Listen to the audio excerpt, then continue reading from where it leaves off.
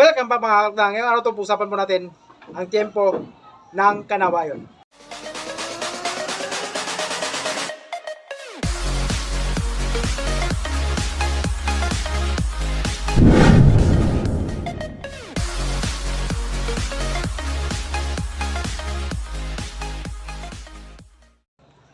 Yung tiempo pala ng kanawayon is nasa last quarter.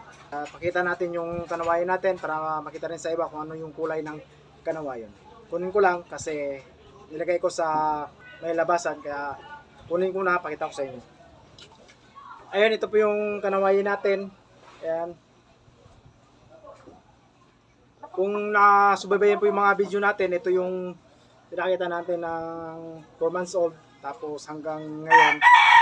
Pakita natin ang kanawayan natin kasi ito yung gagamitin natin topic ngayon sa mataas na score ng kulay sa panahon ng last quarter. Ito po talaga yung may pinaka-dominanteng kulay sa last quarter tapos may sumunod na libason. Hindi ko ma-explain kung anong kulay yung libason kasi hindi pa ako nakakita nun, kaya ito nung kanawayan yung flex natin. Yung tiempo po ng kanawayon is nasa last quarter, siya po yung pinakamataas na score, nasa 18 po. Kahit anong kulay pong ipares natin sa kanawayon, basta nasa last quarter is sila po yung magiging dominante sa panahon ng last quarter.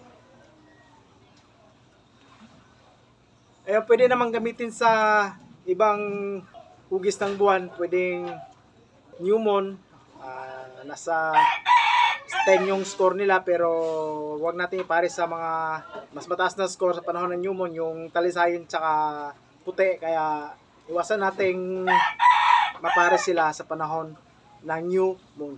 Sa pula din, mas mataas yung pula sa kanawayon sa panahon ng new moon, kaya maiging last quarter na lang natin gamitin yung mga ganitong kulay pag gagamitin na natin sa exam. Ayun po, yung kanawayan po is nasa last quarter po yung pinaka-dominante niya o pinaka-tiempo. Kaya mas maiging gumamit ng kanawayon sa last quarter kasi sila po yung pinaka-dominanteng kulay sa panahong last quarter. Kaya maiging magpagmasid kung anong kulay yung pinaka-dominante sa panahong last quarter, new moon, first quarter, tsaka full moon para maiwasan nating matalo na sunod-sunod. At saka kung bago pa sa atin, sana huwag limit mag-subscribe saka click yung bell button para update ka sa ating mga bagong video ilalabas.